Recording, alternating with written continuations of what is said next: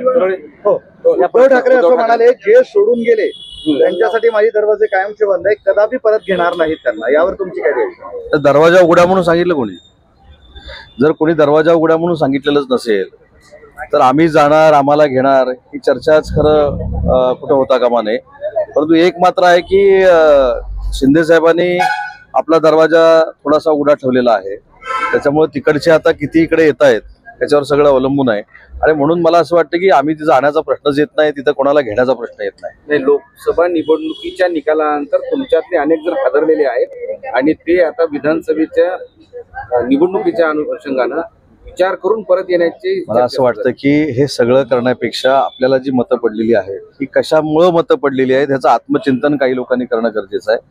मुस्लिम बांधवांमध्ये गैरसमज जो करून देण्यात आला, दलित बंधू भगिनींमध्ये संविधान बदलणार हे जे काही देशपातळीवर सांगण्यात आलं, त्याच्यामुळं ही मताची सूज काही लोकांना आलेली दिसते.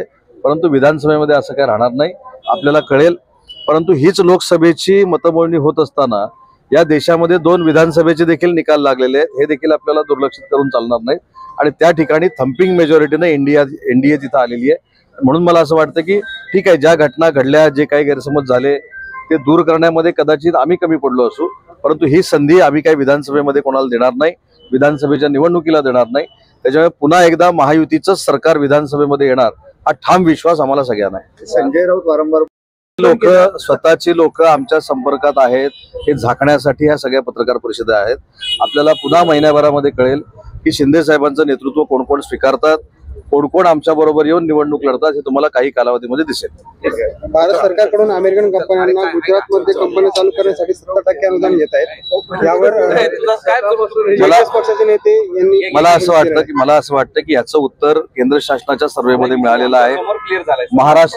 महाराष्ट्र हा परकीय गुंतवणुकीमध्ये सलग 2 वर्ष 1 नंबरला आहे. त्याच्यामुळे जे आमच्यावर टीका करतात त्यांनी पूर्ण आत्मचिंतन करावं की त्यांच्या वेळी तोच महाराष्ट्र, आपला महाराष्ट्र हा 2 नंबरला आणि 3 नंबरला का गेला होता. पुन्हा एकदा महाराष्ट्र 2 वर्ष परकीय गुंतवणुकीमध्ये 1 नंबरला आहे आणि भविष्यातली 25 वर्ष राहील एकनाथ शिंदे साहेबांच्या नेतृत्वाखाली.